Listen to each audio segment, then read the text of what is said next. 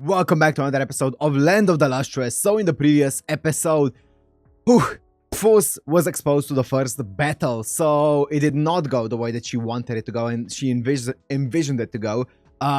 She was together with Amethyst on a bit of a lookout, and then Amethyst ended up fighting off some of the Lunarians, and just when they thought they won, the Lunarians had like a secret weapon stashed inside. It was one of the rare Lunarians, as they called it, which, by the way, we have no idea what that is all about, but maybe you'll find out. Maybe it's just a bit of a secret weapon that some of them have.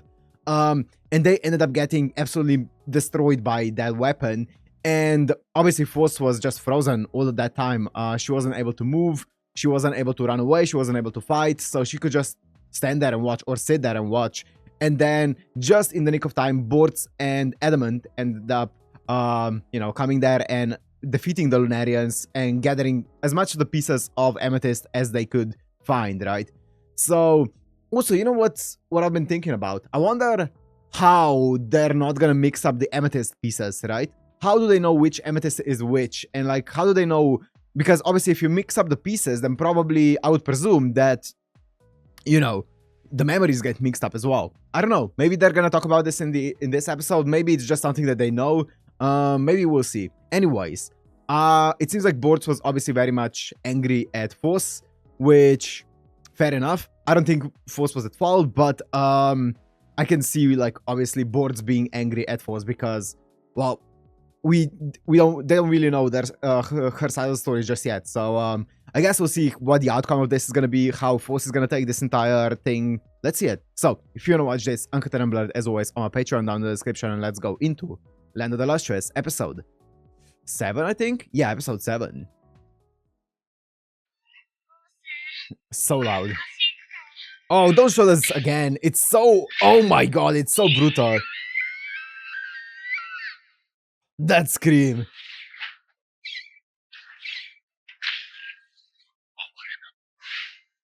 Yeah, this is a big thing as well. Why did he say you poor thing? Did he say it to Amethyst? Did he say it to the Lunarians, you know? Naniをしていた? Oh my god. She's actually able to recreate them fully. Mad respect. They were basically broken into small pieces.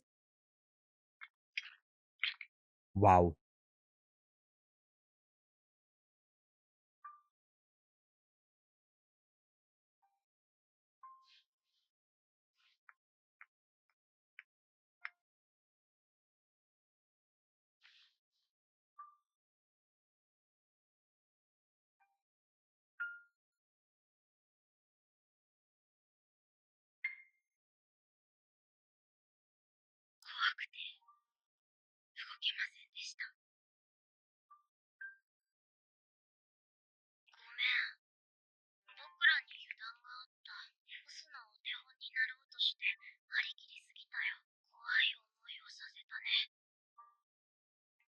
Oh, Amethyst are really cool.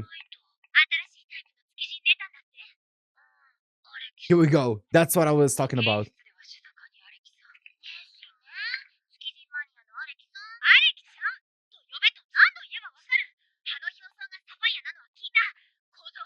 Sapphire. They took Sapphire up there, so they're using the things that they take.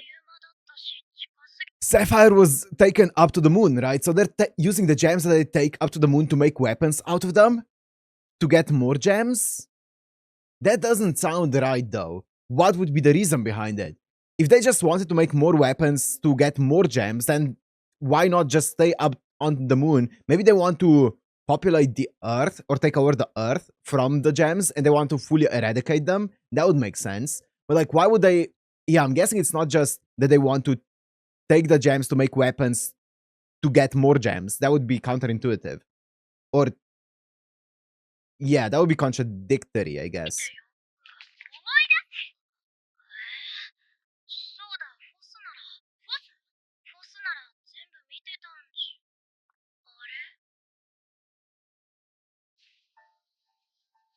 Interesting.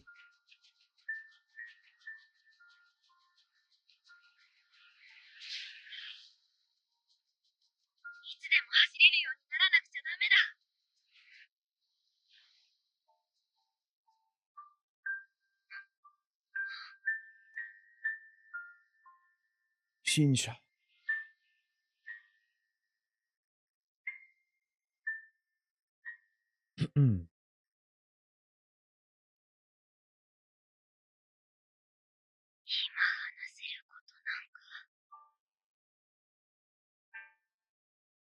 Snow?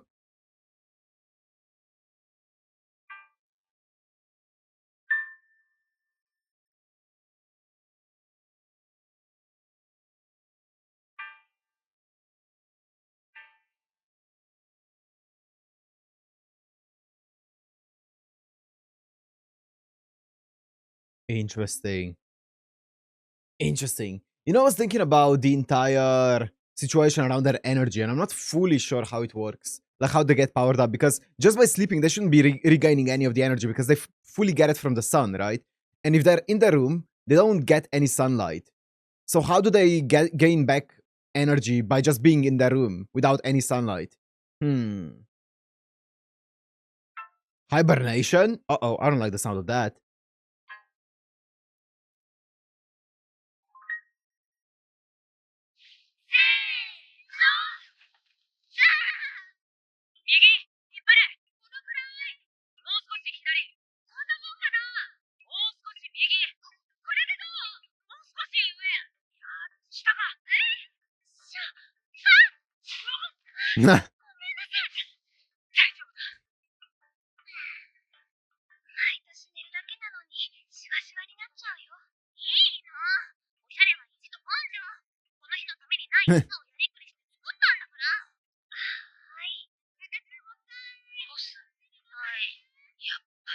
I thought as much. So they're going into hibernation. Interesting.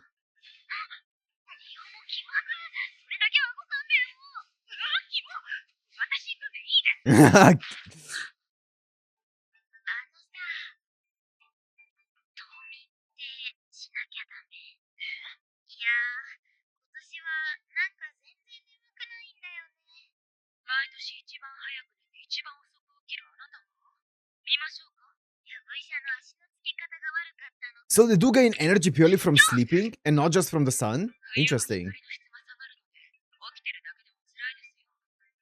Oh.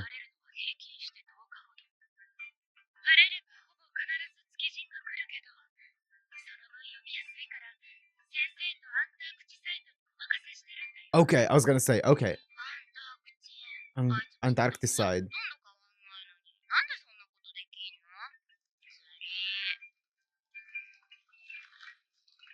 Whoa. Antarcticite. Wow, that's sick.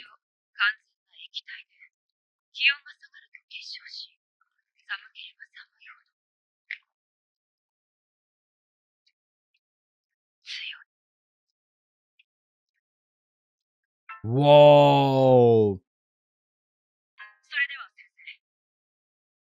Look at birds.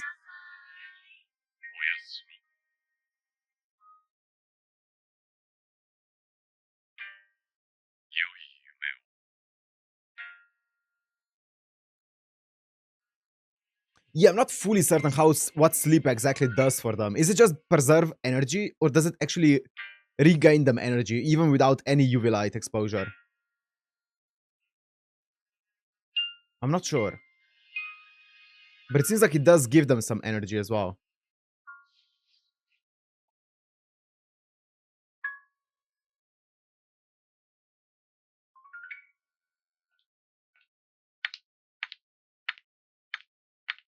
Oh. Antarcticite?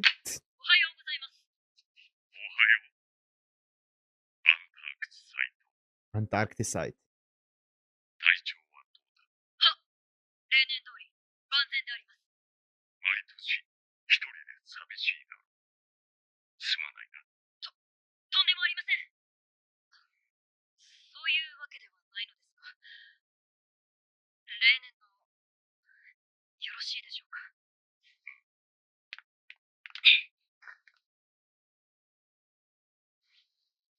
Interesting.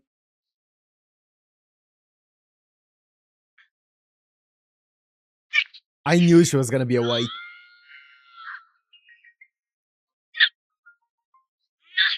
なぜ起きている？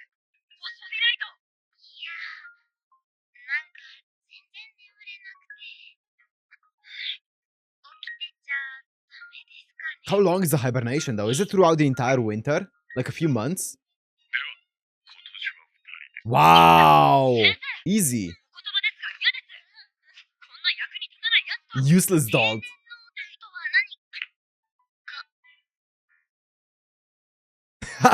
Wait, let me look up who voices Antarcticite because her voice is smooth.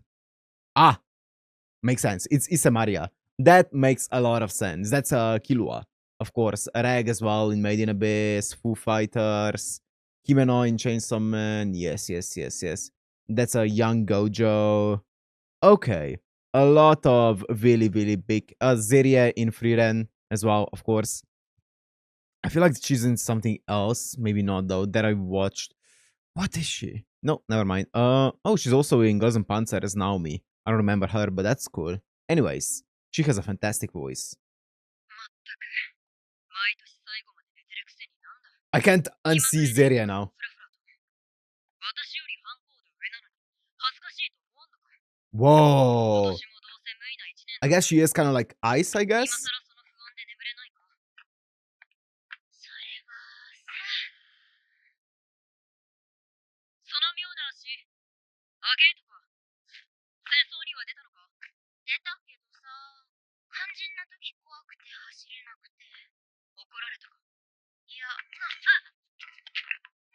Oh.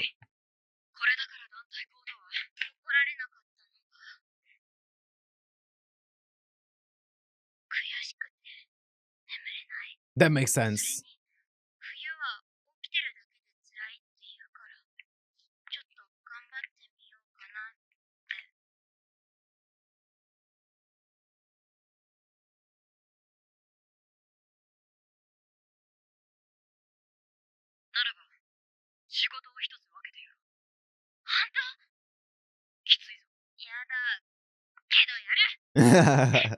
I'm guessing her work days are also gonna be shorter because of her having less energy.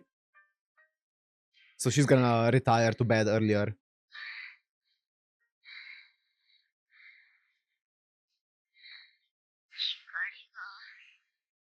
Or she's just gonna be extremely sleepy.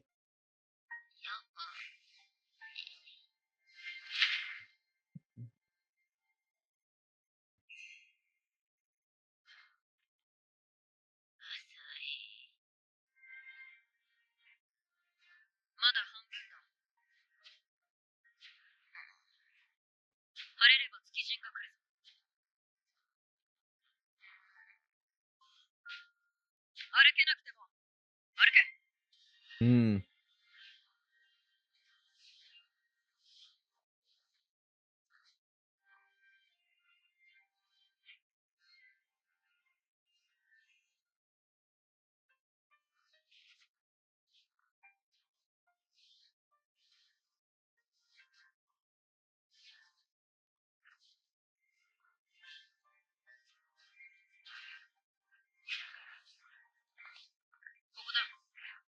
Wow. She was able to do it.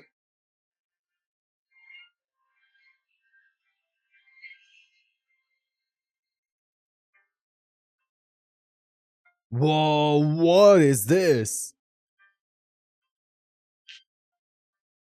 Whoa!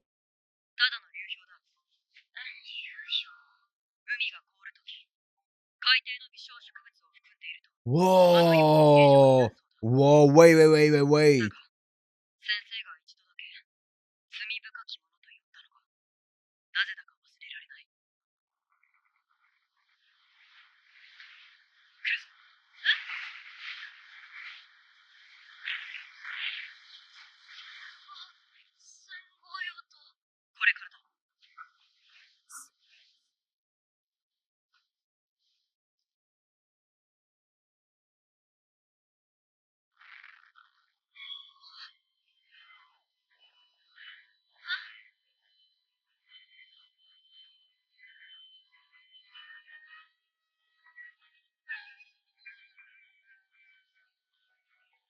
What's happening? Whoa!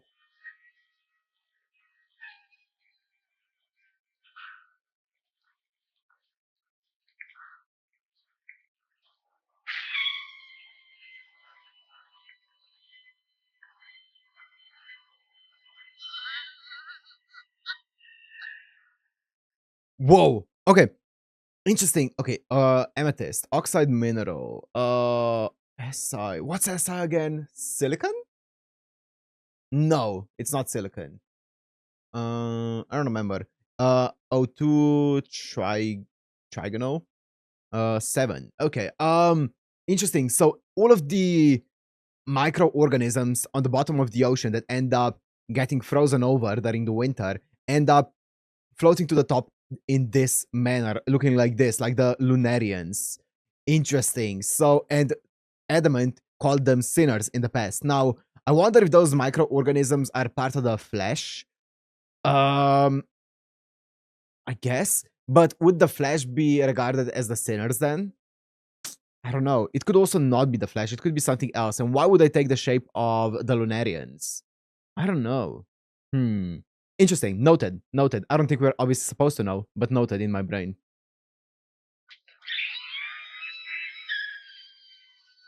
I don't think I lowered the volume. This is loud.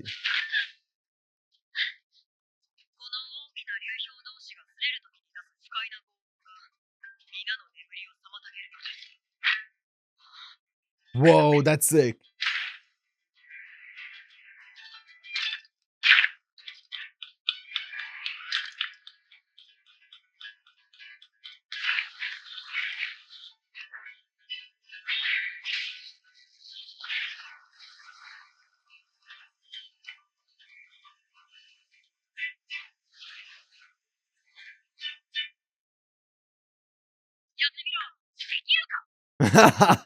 Dekiruka. She's so cute.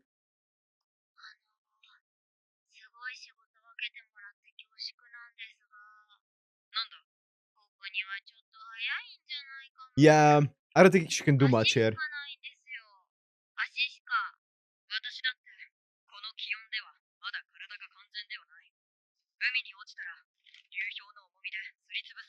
Hmm.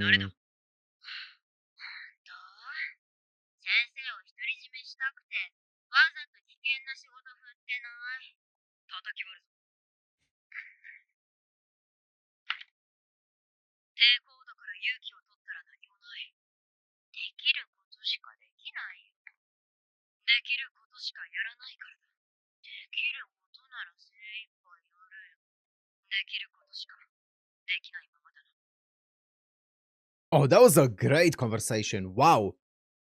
Wow, that's great dialogue.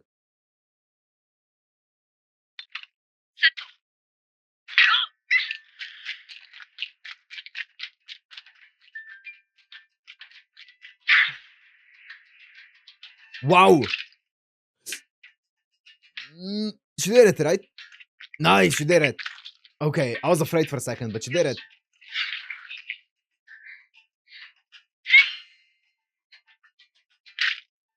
Yeah, yep. The body got stressed.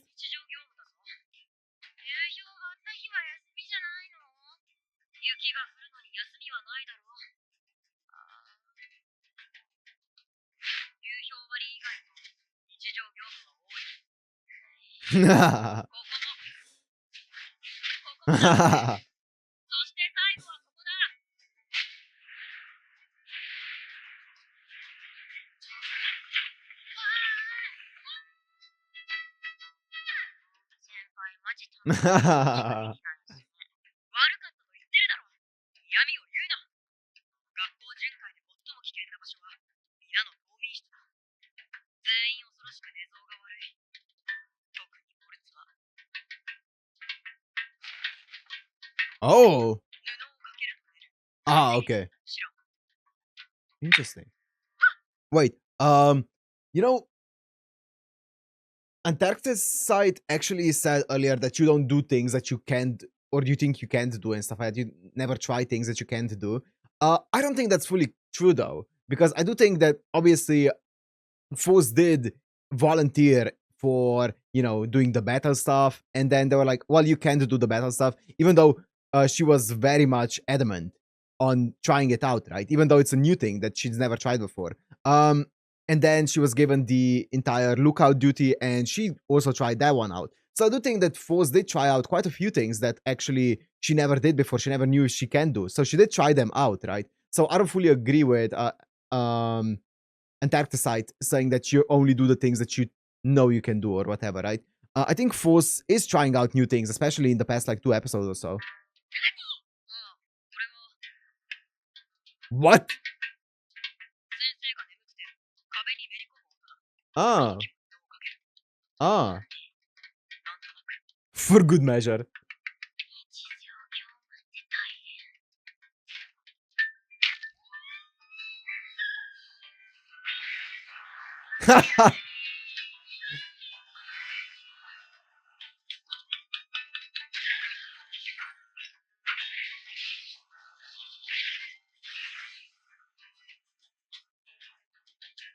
I'm guessing Antarcticite isn't as brittle as Phos is.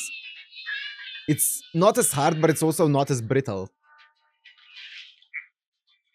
That's why she's able to take all the stress of the recoil of the blade, right?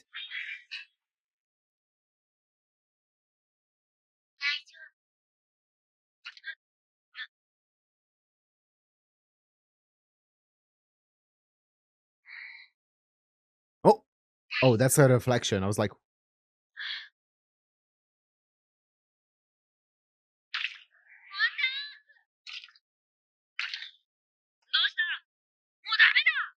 ha!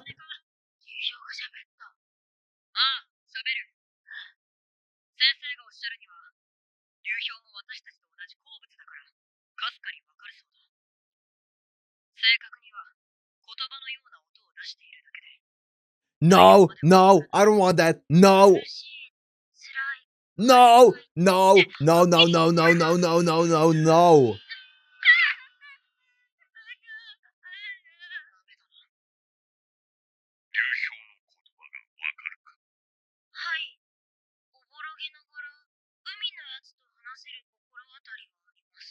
So she doesn't remember the ruler at all.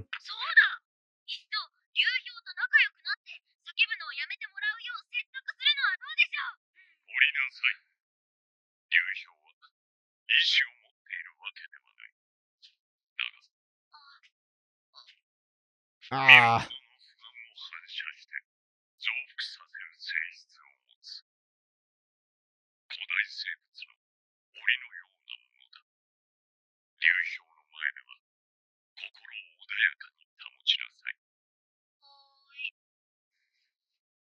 So I'm gonna make a few assumptions here, but so when she obviously when the entire thing with ruler went down, initially when she was reconstructed from the shell, she was able to understand the speech of the Flash, if you will. Now we know them as the Flash. So she was able to understand their speech, right? And presumably then, if she's able to understand the iceberg's speech as well, well, no, wait. I was gonna say if she was able to understand the iceberg speech, then maybe they are the Flash that are speaking and she's understanding that speech. But the interesting thing is, Adamant said that he can also understand their speech of the icebergs, but Adamant wasn't able to understand Ruler. So it's not the same language, if you will. Interesting. So it's not the same thing. Then I don't know. Because I was about to make a theory that all of those icebergs are basically just flesh that's been frozen over and floated to the top. But it's not necessarily the thing. Okay, interesting.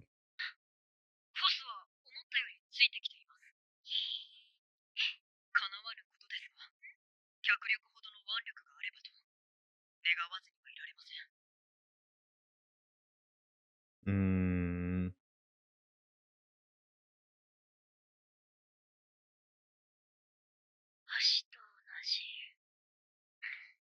No. You don't have any more quartz. Don't even think about it. Don't even think about it, Phos.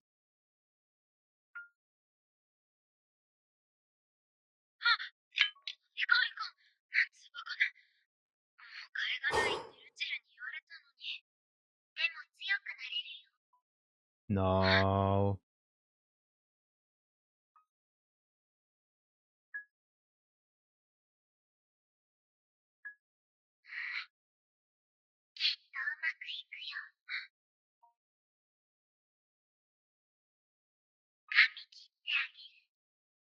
No.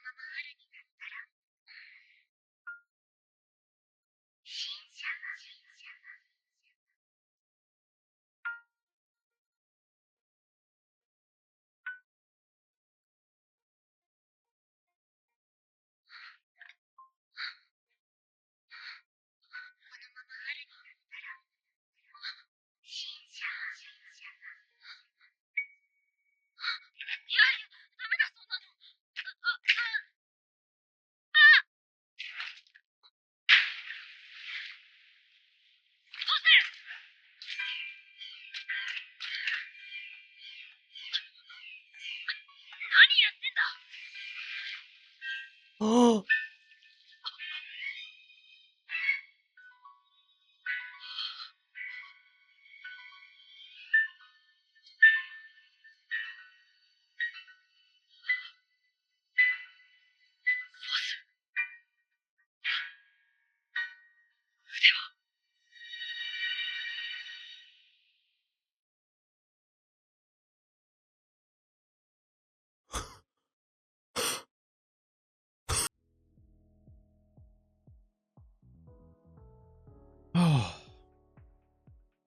What the? Oh my god, what a way to end the episode, man. Oh no. Okay, so there are so many things in this episode. Oh god. So first of all, obviously the entire situation with the icebergs, right? So they say that they don't have any consciousness, but they are talking about like how sometimes it speaks to you. And Edmund said that it's just your own worries being kind of like echoed out back to you, right? But how much of that is true? Because we know that Adamant isn't telling the entire truth to the other gems, right? We know that he's hiding stuff. So how much of that is true? How much hmm